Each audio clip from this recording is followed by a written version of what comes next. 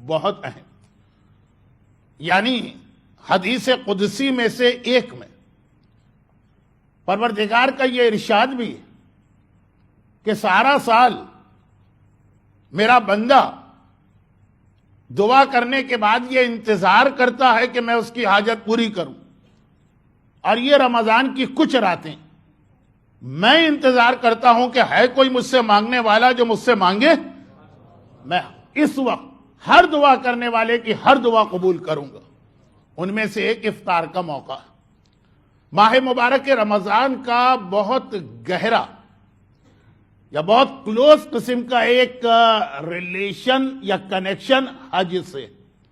قرآن میں بھی سورہ بقرہ میں جہاں روزے کی آیتیں آئیں، یا ایھا الذین آمنوا کتب علیکم الصیام کما کتب سے لے کے آخر تک، جہاں روزے کا بیان مکمل ہوا اس کے فوراً بعد حج کا بیان شروع ہوا۔ ایک دو آیتیں یا ایک دو ٹاپک بیچ میں آ گئے، لیکن روزے کے بعد حج کا ذکر آیا۔ اور اسی طرح سے دعائے افتتاح کے ساتھ جو چھوٹی دعائیں آپ پڑھتے ہیں، جو روزانہ پڑھنے والی دعا، اس میں بھی خصوصیت کے ساتھ آپ اللہ سے رمضان میں روزے تو آپ کو مل رہے ہیں، اب حج بیت اللہ کی اسپیشل دعا کرتے۔ اور آخری رمضان، آخری رات، جس کے بارے میں ایک خاص روایت پڑھی جاتی ہے کہ امام نے فرمایا کہ جو رمضان میں اپنے آپ کو معاف نہ کروا سکا اور جہنم سے آزادی نہیں ملی، اب اس کے پاس سال میں کوئی چانس نہیں ہے سوائے ایک کے، کہ وہ عرفات کے میدان میں حج کے دوران پہنچ جائے۔ تو رمضان کے فوراً بعد حج ہے۔ لیکن ایک ایسی حدیث جو خیر بہت معتبر تو نہیں، اتھینٹک حدیث نہیں، لیکن چونکہ وہ فضیلت اور ثواب والی حدیث ہے،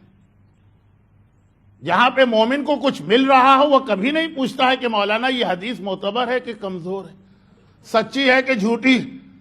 بھئی کچھ مل ہی رہا ہے نا کہ یہ جملہ پڑھو اللہ تمہارے ساری زندگی کے گناہ معاف کر دے گا۔ کوئی نہیں پوچھتا مولانا کہاں لکھا، کیا اس کا سورس، اس کے راوی کیا، فلاں عمل کرو تو اللہ تمہیں 70,000 سال کی برکتیں دے گا۔ میں ان حدیثوں کا مذاق نہیں اڑا رہا ہوں، میں صرف یہ بتا رہا ہوں کہ یہاں کچھ مل رہا ہے نا، اپنا بینیفٹ ہے، تو مومن کبھی نہ یہ سوال کرتا ہے کہ کس کتاب میں لکھا، نہ یہ پوچھتا ہے کہ اس کے راوی کون سے ہیں، نہ یہ دریافت کرتا ہے کہ روایت معتبر ہے کہ نہیں۔ لیکن اگر کہا گیا کہ داڑھی رکھنا واجب ہے، مولانا کس کتاب میں لکھا، کس امام نے کہا، راوی کیسے ہیں، معتبر ہیں کہ غیر معتبر ہیں، نہیں اس کو بھی چھوڑی، ہمیں خالی قرآن میں دکھا۔ جہاں خمس کی بات آ گئی، جہاں حجاب کی بات آ گئی، جہاں داڑھی کی بات آ گئی، وہاں پہ یہ سارے کے سارے آرگومنٹ آ گئے کہ راوی بتائیے، کتاب بتائیے، امام بتائیے، پھر بھی اگر مغز میں نہیں آ رہا تو اس سب کے بعد بھی حدیث ہے تو ہم نہیں مانیں گے، قرآن میں دکھائی۔ یہ دونوں میں فرق نہیں ہونا چاہیے۔ ویل للمطففین، یہ نہیں ہونا چاہیے کہ جب آدمی کچھ لے رہا ہو اور اسے مل رہا ہو تو یہ سب چیزیں بھلا دے، اور جہاں اسے کوئی ڈیوٹی انجام دینا ہو تو اس کو پوری شریعت اور پورے اصول فقہ یاد آ جائیں۔ تو خیر یہ تو ضمنی بات آ گئی۔ تو حج کے حوالے سے ایک بہت مشہور روایت ہے، اور میں تیسری مرتبہ یہ جملہ کہہ رہا ہوں کہ بہرحال وہ بہت اتھینٹک نہیں،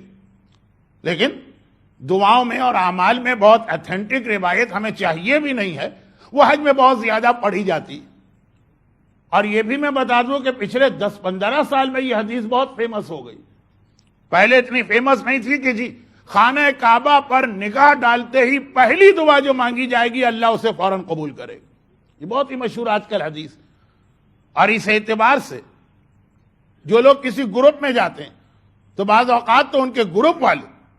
ان سے کہتے ہیں کہ بس نگاہیں نیچی کر کے خانہ کعبہ کی طرف بڑھنا، سامنے دیکھنا نہیں، جب ہم کہیں تب نگاہ اٹھا کے دیکھنا، ایسا نہ ہو کہ تم ٹائم سے پہلے دیکھ لو اور تمہارا وہ چانس مس ہو جائے۔ یہ اس انداز سے جو اسلام نہیں، یہ دین نہیں، ایسی کوئی چیز نہیں آئی ہے روایتوں میں، لیکن میں یہ بتا رہا ہوں۔ اور جن کو پہلے سے کسی حاجی نے بریف کیا ہوا ہے یا کچھ بتایا ہوا ہے تو وہ تو مکے میں ہوٹل میں سامان رکھتے ہی پوچھنے لگتے ہیں مولانا وہ پہلی دعا کہاں مانگنا ہے؟ ہم نے کہا یہ ہوٹل ہے ابھی ٹھہر جائیے، یہ ٹوائلٹ ہے ابھی ٹھہر جائیے، جب آئے گا وہ موقع تو ہم آپ کو بتا دیں گے۔ تو خیر خلاصہ یہ کہ اتنا یہ چیز مشہور ہے اور ہر ایک کے دماغ میں، مگر بعض اوقات سامنے کی چیز آدمی بھول جاتا ہے اور دور کی چیز اس کو یاد رہتی ہے۔ آنکھوں میں اگر آئی سائٹ ویک ہو جائے تو یہ پرابلم تو ہوتا، لیکن انسان کی عقل تو کمزور نہیں ہونا چاہیے۔ یہی روایت حج سے زیادہ اتھینٹک ہے روزے کے بارے میں۔ حج خانہ کعبہ پہ، میں خانہ کعبہ کا مذاق نہیں اڑا رہا ہوں، نعوذ باللہ اس کی اہمیت کم نہیں کر رہا ہوں، وہاں کی دعا کی فضیلت کو کم نہیں کر رہا ہوں، بلکہ میں نے تو وہ جو ابھی ایک بات کہی کہ یہ حدیث ذرا ویک، تو اس سے اتھینٹک حدیث بھی خانہ کعبہ کے بارے میں بار بار پڑھی، لیکن چونکہ ٹائم نہیں ہے، کل بھی لوگوں کو کمپلین ہو گئی ہوگی کہ 10 منٹ میں نے زیادہ ٹائم لے لیا تو میں چھوڑ دیتا ہوں۔ لیکن حج چند خوش قسمت لوگوں کو موقع ملتا ہے وہاں جانے کا، اس سے زیادہ بہترین موقع بالکل وہی حدیث کہ جب روزے کے افطار کا وقت آتا، یہ ایسا وقت ہے کہ بندہ مومن اس وقت کھجور اپنے پیٹ میں لے جانے سے پہلے جو دعا مانگے گا اللہ اس کی دعا کو فوراً قبول کرے گا، یہ اللہ کا وعدہ۔ خانہ کعبہ پہ پہلی نگاہ پڑتے ہی آپ کی دعا قبول، اور افطار کے موقع پہ کھجور یعنی پورے دن کے فاقے کے بعد پہلی غذا اپنے پیٹ میں لے جانے سے پہلے جو دعا مانگیں گے، دونوں کے لیے سیم حدیث ہے، سیم ورڈنگ ہے، اور راویوں کے اعتبار سے روزے والی حدیث زیادہ معتبر۔ تو اب یہ تو رمضان کے وہ مختلف چانسز جس کے لیے یہاں بھی ایک حدیث آ گئی کہ کبھی ایسا ہوتا، ایک حدیث کہ اللہ تمہارے ہر پرابلم کو سالو کرنے کو تیار، لیکن جو اللہ نے اس کا طریقہ رکھا ہے، جو اس کا ٹائم رکھا ہے، وہ تم نے مس کر دیا، اور سارا سال اب تم رو گے۔ رمضان اب اگلے ہی سال آئے گا، اس سے پہلے نہیں آ سکتا، سارا سال رونے والا۔ کاش جب قبولیت دعا کے موقع تھے اس وقت اگر 2 منٹ لگا دیتا تو یہ 2 منٹ کی زحمت اسے 365 دنوں کی زحمت سے بچا سکتی ہے۔ یہ پورے رمضان کے لیے بھی حدیث، ہر افطار کے لیے بھی ہے، ہر شب جمعہ کے لیے بھی ہے، اور شب قدر کے لیے بھی ہے، اور آج کی رات کے لیے بھی۔ چونکہ آج کی رات کو ہمارے یہاں دعاؤں کی کتابوں میں الگ سے ہائی لائٹ کر کے نہیں لکھا گیا، اس اعتبار سے میں نے چاہا کہ تھوڑا سا آپ کو یاد دلا دوں اور پھر میں اپنے عنوان پہ آ جاؤں۔ اور اسی رات کی اہمیت قرآن کریم نے، یہ رات سے مطلب آج کی رات اور آنے والا دن ملا کے، یعنی 17 رمضان، اسی دن اور رات کی اہمیت قرآن کریم نے 2 مقام پہ بتائی، ایک دن شروع ہونے سے پہلے اور ایک دن ختم ہوتے وقت، ایک رات کے وقت اور ایک کل دن کے اختتام پر۔ 2 لفظ آئے ہیں قرآن، جن میں سے ایک سورہ انفال کی آیت اور دوسری اس سورہ روم کی آیت، جو بعض مراجع کے مقلد کل سے تلاوت کریں گے شب قدر کے 3 راتیں، اور بعض مراجع کے مقلد جسے پرسوں تلاوت کریں گے سورہ روم۔ سورہ روم کی آیت کا ترجمہ پہلے سن لیں۔ قرآن کہہ رہا ہے کہ اور وہ دن کو یاد کرو جس دن سارے مومنین خوشی منا رہے تھے اور عید سیلیبریٹ کر رہے تھے۔ یفرح المومنون، فرحت میں تھے، خوشی میں تھے، سیلیبریشن تھا صاحبان ایمان پر، بے نصر اللہ، کیونکہ اللہ کی مدد آ گئی تھی، اللہ کی مدد۔ واللہ ینصر من یشاء، اور اللہ جس کی چاہتا ہے مدد کرتا ہے۔ قرآن کریم نے یہ جو ایک لفظ استعمال کیا، اور یہاں رک کر ایک جملہ اور میں کہہ دوں، رسول خدا کی 63 ایئرز کی زندگی میں اور رسالت کے 23 ایئرز میں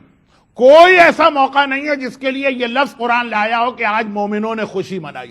پیغمبر کی زندگی میں صرف ایک دن ایسا تھا، 17 رمضان، تقریباً سنسٹ کا وقت، غروب آفتاب کا، جب قرآن کہہ رہا کہ آج سارے صاحبان ایمان خوشی منا رہے تھے کیونکہ اللہ نے ان کی مدد کی تھی، اور وہ تھی جب یہ لوگ بدر کے میدان سے وکٹوریس یا فاتح بن کے واپس آ رہے تھے۔ آج کی رات وہ رات تھی کہ کل صبح جنگ بدر ہونے والی، جس کے لیے قرآن نے کہا وَلَقَدْ نَصَرَكُمُ اللَّهُ بِبَدْرٍ، اللہ نے جنگ بدر میں تمہاری مدد کی، اور اس کا نتیجہ یہ نکلا کہ کل مومنین نے عید منائی۔ مگر اس سے پہلے آج کی رات، یہ رات شب بدر، شب جنگ بدر، جس کے لیے قرآن کہہ رہا کہ یاد کرو وہ وقت استستغیثون ربکم،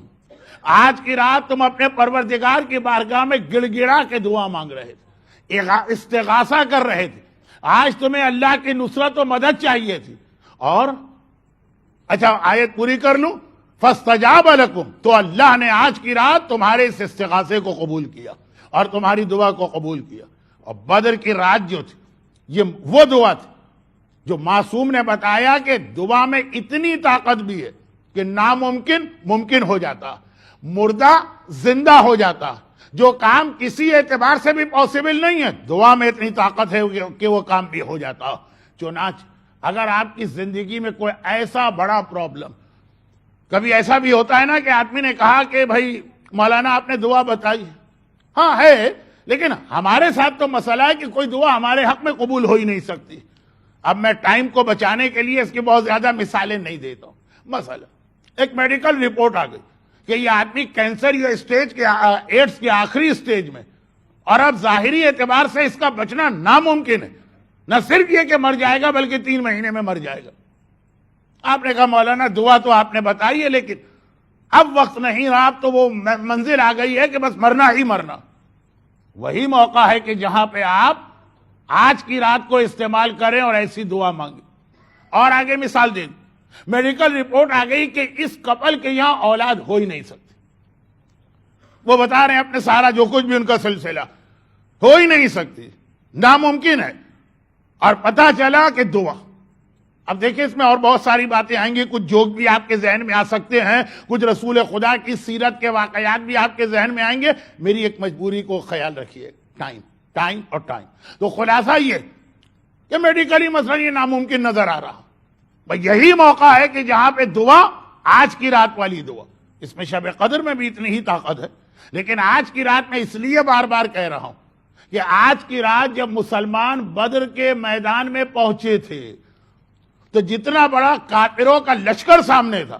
اس کو دیکھتے ہوئے وہی کیفیت تھی کہ امپاسبل، ناممکن ہے کہ ہم جیت جائیں۔ کہاں ہم 313، کہاں وہ 1000، کہاں یہاں صرف 2 آدمیوں کے پاس گھوڑے ہیں، وہاں 100 آدمیوں کے پاس گھوڑے، کہاں یہاں 313 میں کتنے ہی بچے ہیں، کتنے ہی بوڑھے ہیں، اور کہاں وہاں 1000 میں سب کے سب سلیکٹڈ ہیں۔ خالی ایک جنگ خندق میں عمر ابن عبدود کا نام آپ نے سنا، بدر کی لڑائی میں پتہ نہیں ایسے کتنے عمر ابن عبدود کو وہ لوگ لے کے آئے ہوئے، کوئی مقابلہ ہی نہیں تھا، کوئی میچنگ ہی نہیں تھی۔ ایسا وہ بدر کا موقع کہ مسلمانوں کو ہارنا یقینی ہے، کافروں کا جیتنا یقینی، وہ وہی دعا۔ چنانچہ قرآن کا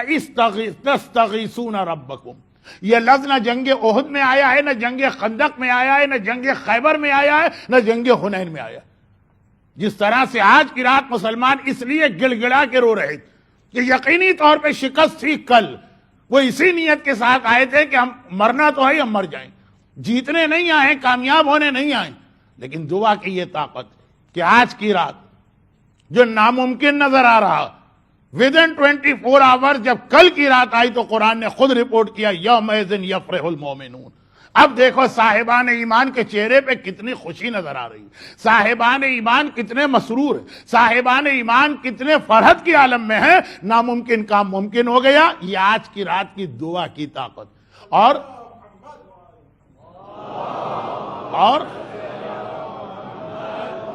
خاص رسول خدا کے خیمے میں جا کے دیکھیے، آپ کربلا میں آقا حسین کے خیمے میں شب عاشور جائیے، وہاں ساری رات عبادت، یعنی نماز ہے، قیام ہے، قعود ہے، قرات۔ اور آج کی رات رسول خدا کے خیمے میں جائیے، ساری رات پیغمبر کے ہاتھ پھیلے ہوئے ہیں، آسمان کی جانب چہرہ بلند ہے، آنکھوں سے آنسو جاری ہے، گڑ گڑا کے اللہ کا رسول خصوصی دعا کر رہا ہے کہ خدا بندہ یہ مٹھی بھر مسلمان اگر یہ بھی ختم ہو گئے تو پھر تیرا نام لینے والا اس دنیا میں کوئی نہ ہوگا۔ تو آج کی رات کی اس فضیلت اور اہمیت کو اپنے ذہن میں رکھیے، پھر اس کے علاوہ اس کے اور بہت سارے پیغام، لیکن چونکہ پوری دنیا میں اور پھر ایک بار حالات پھر واپس بدلیں اور خراب ہو گئے، پوری دنیا میں اس وقت جہاں جہاں آپ جائیں گے مومن ہو کہ مومنہ، کوئی اولاد کے حوالے سے پریشان ہے،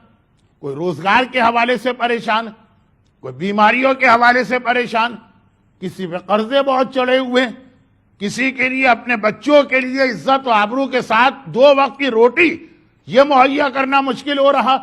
کہیں پہ زندگی کا کوئی تحفظ نہیں ہے،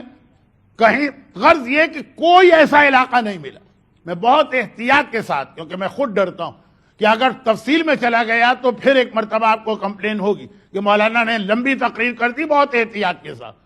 کہ حتیٰ یہ کہ دنیا کے وہ علاقے جہاں آج سے چند سال پہلے جانا مومن سمجھتا تھا کہ اس نے گویا سب سے بڑی کامیابی حاصل کر لی، یہاں پہ ہم پہنچ گئے، اب ہمیں کسی قسم کا کوئی مسئلہ نہیں۔ وہاں کی حالت بھی اس وقت ایسی ہے کہ آپ حضرات مجھ سے بہتر اخبارات، ٹیلی ویژن، ای میل، میڈیا سے قریب، تو کوئی علاقہ ایسا نہیں جہاں صاحبان ایمان پریشانیوں میں مبتلا نہ ہو۔ پھر یہ موقع ضائع کرنے والے نہیں، چاہے وہ رمضان کا ہر روزہ ہو، چاہے وہ شب قدر کے اعمال ہو، اور چاہے خاص طور پر آج کی رات۔ آج کی رات پہ بار بار میں اس لیے زور دے رہا ہوں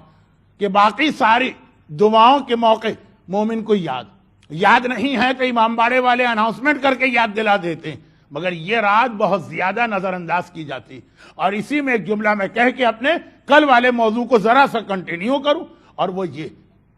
اور یہی وہ رات جس کے اختتام پر وہ جنگ بدر ہوئی، جسے شاید ہم اور آپ بھی بھول کے بیٹھے۔ اہل بیت کے دشمنوں نے جنگ بدر کو کبھی نہیں بھلایا، چنانچہ دعائے ندبہ کا بھی یہ جملہ ہے، احقاد البدریہ، اے آقا حسین، بلکہ ایک طرح سے دعائے ندبہ میں تو تمام ائمہ طاہرین پہ ہونے والے مظالم کا تذکرہ، کہ کینہ اور انتقام لیا گیا کربلا میں بدر کا، چاہے وہ زیارت عاشورہ کا جملہ ہو، احقاد البدریہ، اور چاہے وہ دربار شام میں یزید کا خود اپنی زبان سے اقرار کہ آج میں نے اپنے بدر و احد کے بزرگوں کا انتقام لے لیا۔ یہ دشمنی اہل بیت کا سلسلہ جو ہمیں اتنا طاقتور نظر آیا کربلا میں، اس کے اندر بدر آج کی رات کی بہت زیادہ اہمیت۔ تو ایک جانب یہ رات دعا کی رات، اور ایسی دعا کہ جو آپ کے اعتبار سے ناممکن کام، مولانا اس میں دعا کیا کرے، کیسے اس میں دعا کریں، اس دعا کا فائدہ کیا، وہ آج کی رات 313 1000 کا مقابلہ کر ہی نہیں سکتے تھے، لیکن کیا، اور اتنی بڑی کامیابی کے ساتھ کیا۔ اور ساتھ ساتھ آج کی رات یہ یاد رکھنے کی رات بھی کہ کس انداز سے اس کا انتقام مولا اور مولا کی اولاد سے اس طرح لیا گیا کہ دعائے ندبہ کے الفاظ میں مظالم کا سلسلہ آج تک جاری، اور اس وقت تک جاری رہے گا جب تک کہ ہمارے زمانے کا امام نہیں آ جاتا۔ سوال